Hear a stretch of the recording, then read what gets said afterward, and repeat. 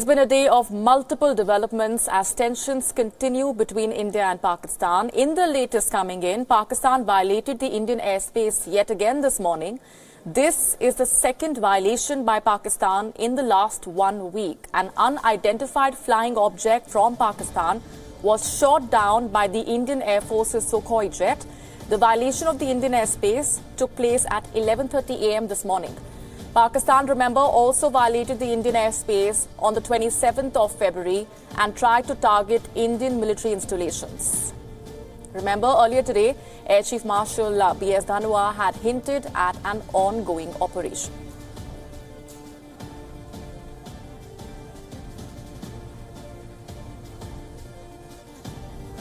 I will not comment on the ongoing operations because they are still ongoing. But MiG-21 Bison is capable. It has been upgraded. It is not the old MiG-21 BIS. It's got a better weapon system. It's got better radars, better air-to-air missiles, radar warning receivers, shaft flares, whatever it takes to make it, from third generation to 3.5 generation or so. So it is an upgraded aircraft, and we fight with all the aircraft in our inventory. Let's get in further perspectives on that development from Ambassador Vivek Kaju joining us on the broadcast. Good evening, Ambassador. Your reaction to the limited information that's trickled in so far on that unidentified object from Pakistan that violated the Indian airspace. I think the Pakistanis should be very careful not to provoke India and in these present circumstances. And they should avoid sending any aerial objects, whether manned or unmanned, into Indian airspace.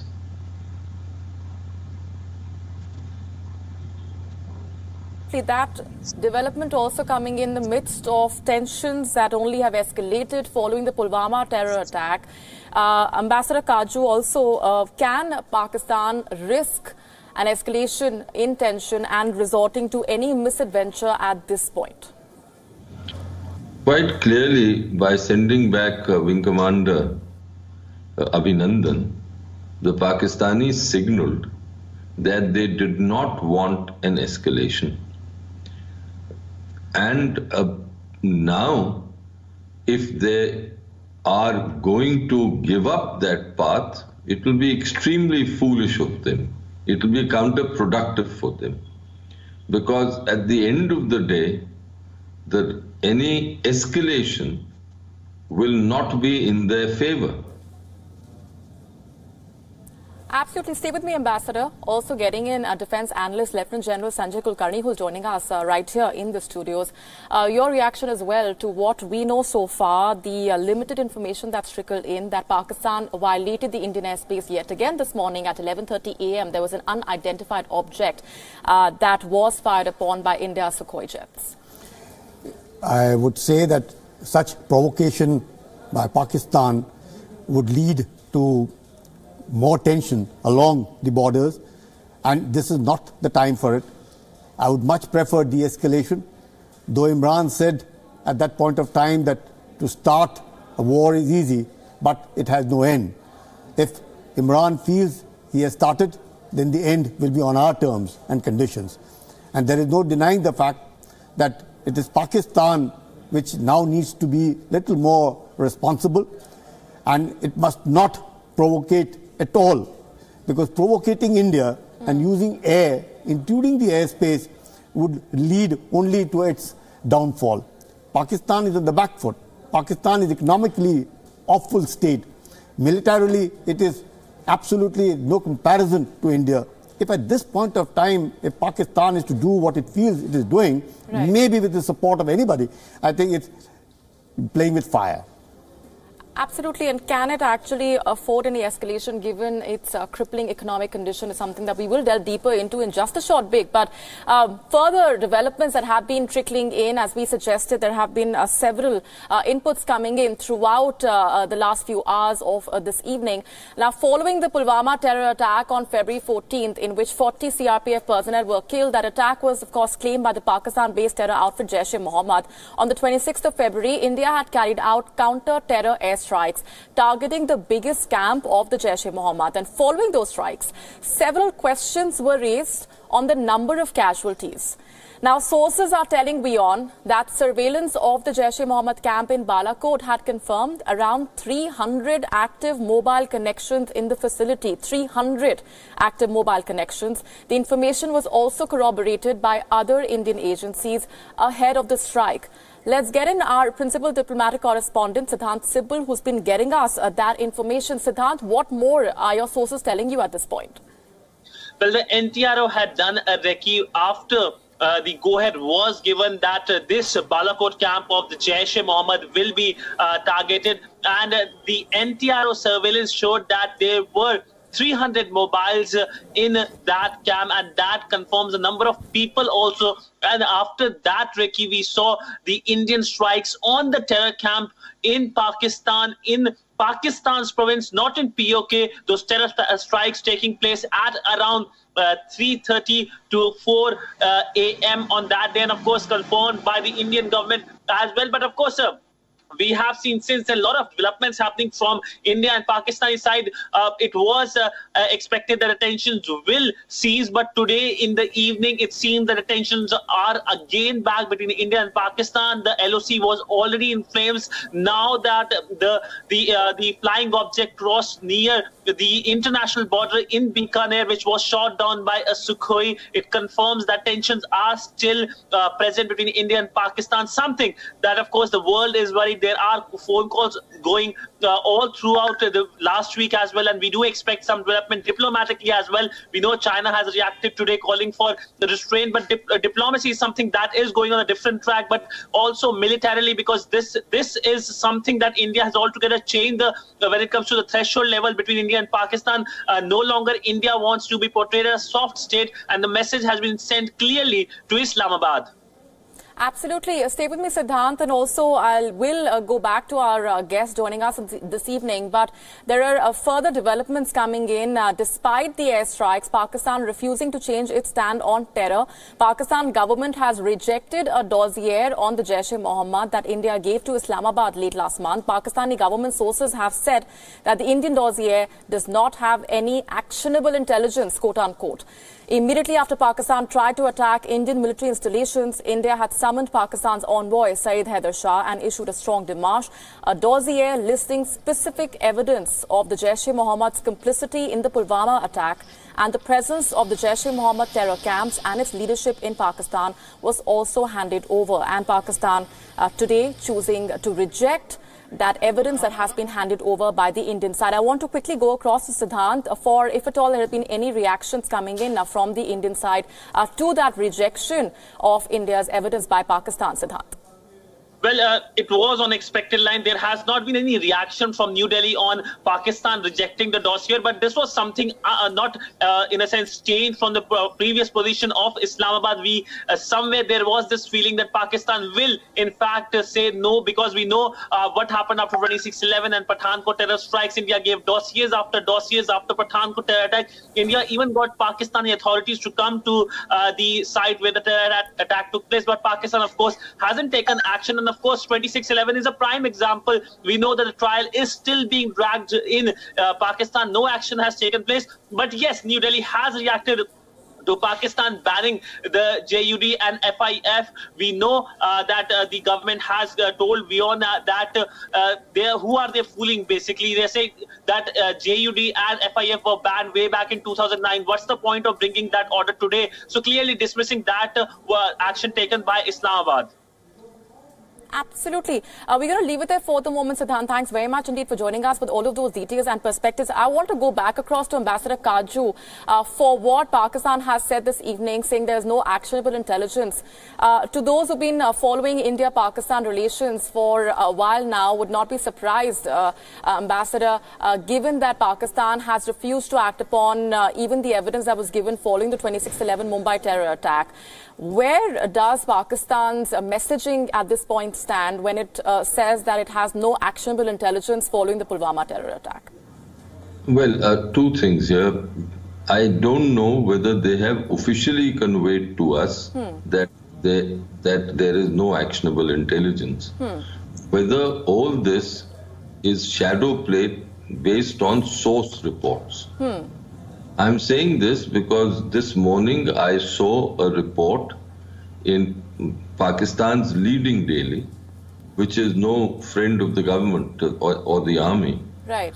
In that report, from that report, it seemed that sources in Pakistan, government sources in Pakistan, were briefing their media that they will take action against the Masood Azhar, or they will not prevent his listing under the relevant UN resolutions, and that they were doing this not under Indian pressure, but because that's good for Pakistan. Now, this kind of shadow play takes place all the time. Right. You need to project to your domestic constituency that you're not acting under pressure, external pressure.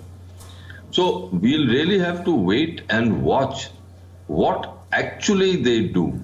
We should not get distracted by source reports and what people are saying informally, but go by action on the ground. Let us see what happens. I, for one, believe that they will not be very forthcoming in taking real action, or that we need to really wait and watch if they do. If they do, then it will be a remarkable change from their earlier positions. There is no evidence that they are willing to do this, except that I think that the entire sequence of events beginning from the Balakot strike would set them thinking, because this is for the first time that they should realize that escalation begins not with an Indian response through conventional forces, but the situation escalates on account of a terrorist strike from Pakistan.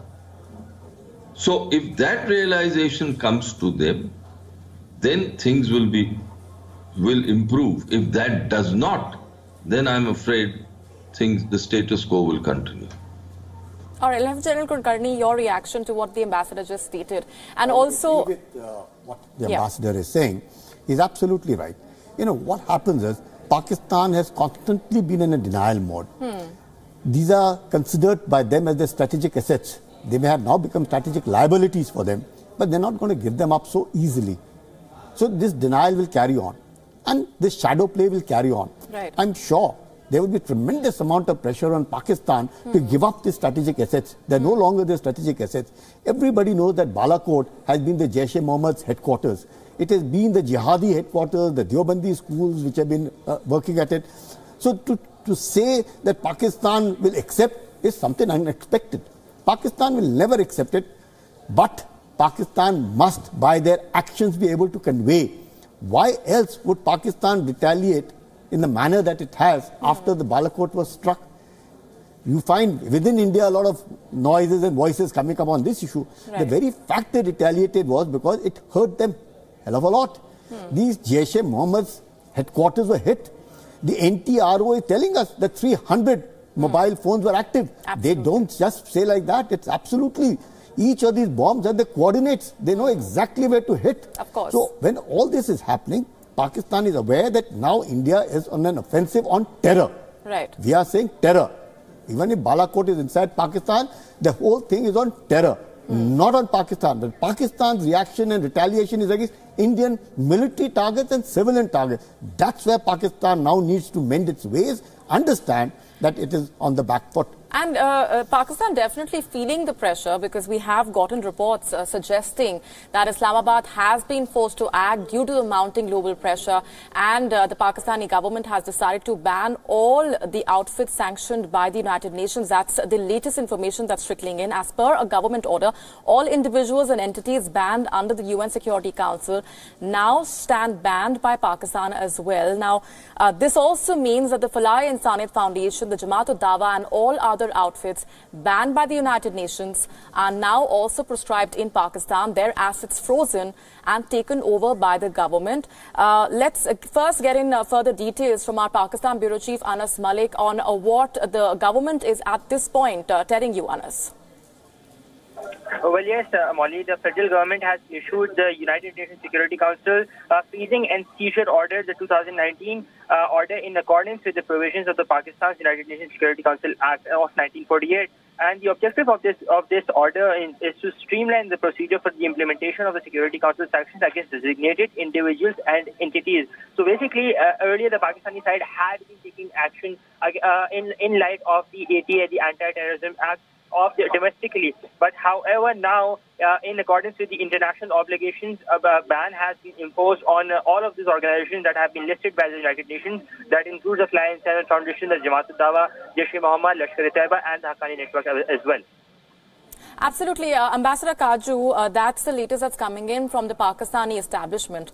But how suspect are you of whether or not this would actually mean Pakistan acting tough when it comes to terror emanating from its soil? Is it merely a continuation of the eyewash that we've seen coming in from Pakistan when it comes to clamping down on terror? There is no evidence on the ground to suggest as yet that Pakistan is serious in controlling the Jamaat-ud-Dawa or the affiliates of what was earlier the Lashkar-e-Taiba and the Jaish-e-Mohammed.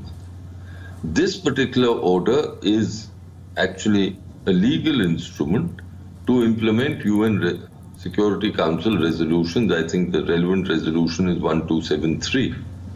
Now, under this resolution, Hafiz Saeed is known, who is listed as a terrorist. There is a bounty on him, and yet he is allowed to roam around freely. Sometimes he is taken into custody.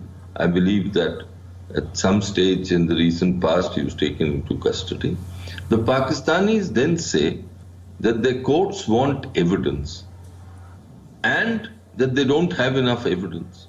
Now, it is remarkable that an organization that they have used as an instrument of policy for decades now would leave them with no evidence. The fact is that the evidence would heavily implicate the Pakistani agencies, and therefore they are incapable of acting against them. So let us see how it happens. My last point here is that, yes, I've seen a report today, again based on source reports, but in a reputed paper of Pakistan, which seems to suggest that on Masood Azhar too, they may not resist his listing. That makes sense. Logically, if Pakistan and the Pakistani army were to act, they would not resist us. But then the Pakistani army does not only act rationally or logically, as has been shown innumerable times in the past. Absolutely, and we have seen how even after the earlier notification that never came, that the Pakistani government had promised to give out banning the terror outfits, we've seen how these organizations are flourishing with a rebranding, with a renaming of their terror outfit, and the operations continue as is on ground. No, Molly, they are all front organizations of the ISI. Yes. Now, when they are front organizations of the ISI, they're working on behalf of the ISI. Even if they do ban the names, they come up with some different names altogether. You find that Punjab chief minister of theirs was Nawaz Sharif's brother. Where is Bahawalpur come up? How beautiful the whole setup has come up with swimming pools and things of those kinds on a 3-acre land, which is Jaish-e-Mohammed headquarters.